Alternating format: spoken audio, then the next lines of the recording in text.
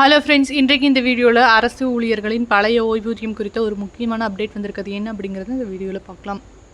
தமிழக அரசு கடந்த 2004ஆம் ஆண்டு முதலே அரசு ஊழியர்களுக்கு பழைய ஓய்வூதியத்தை நிறுத்திவிட்டு புதிய ஓய்வூதிய திட்டத்தை அமல்படுத்தி வருகிறது. ஆனால் கடந்த 20 ஆண்டுகளுக்கு மேலாக அரசு ஊழியர்கள் மீண்டும் பழைய ஓய்வூதியத்தை தொடர வேண்டும் என போராட்டத்தில் ஈடுபட்டு வருகின்றனர். 2021 தேர்தல் வாக்குறுதியின் போது திமுக அரசு ஆட்சிக்கு வந்தவுடன் பழைய ஓய்வூதியத்தை தொடரும் என அறிவிக்கப்பட்டிருந்தது.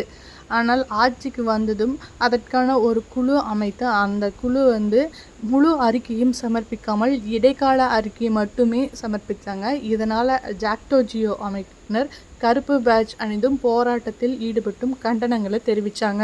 இதனால் மீண்டும் பழைய ஓய்வூதிய திட்டம் நடைமுறைக்கு வருமா என்று பார்த்தால் பழைய ஓய்வூதிய திட்டம் அதிக செலவு பிடிக்கும் என்பதால் பழைய ஓய்வூதிய திட்டத்திற்கு இணையான புதிய ஒருங்கிணைந்த ஓய்வூதியம் கொண்டு வரப்படலாம் அப்படிங்கிற தகவல்களும் வெளியாயிருக்கு.